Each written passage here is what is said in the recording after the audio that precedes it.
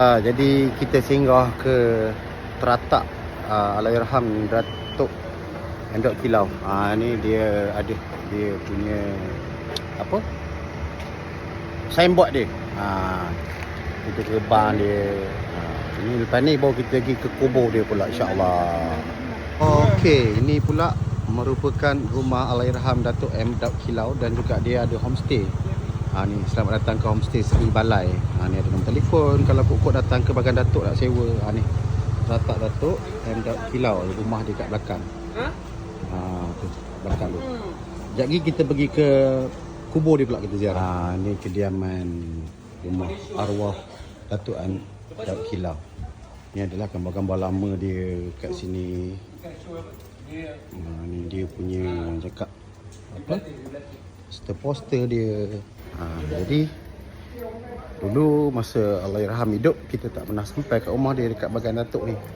Ni dia dah meninggal dah tak ada, kita sampai ni kita nak pergi ziarah ke kubur dia pula, insya-Allah. Gitulah. Ala-ala ni kita apa orang khabar datang. Sebagai tanda ingatan. Gitulah ya. Okey. Alhamdulillah ini kita dah sampai dekat tanah kuburan dekat apa namanya Bagan Datuk ni. Kita nak pergi ziarah kubur Allahyarham Datuk M. Daud Kilau kat dalam ni. Jom kita. Jadi kita dah sampai dekat tanah perkuburan Allahyarham Datuk M. Daud Kilau. Di situ jomlah kita pergi ziarah. Assalamualaikum ya ahli kubur. Jadi kita nak pergi ziarah ke makam Allahyarham Datuk M. Daud Kilau. Jadi sama-samalah kita sedekahkan Al-Fatihah buat semua yang dah pergi lebih dahulu meninggalkan kita ya. Illallah, ilaha illallah, la ilaha illallah, la ilaha illallah, la ilaha illallah, ha illallah, la ilaha illallah.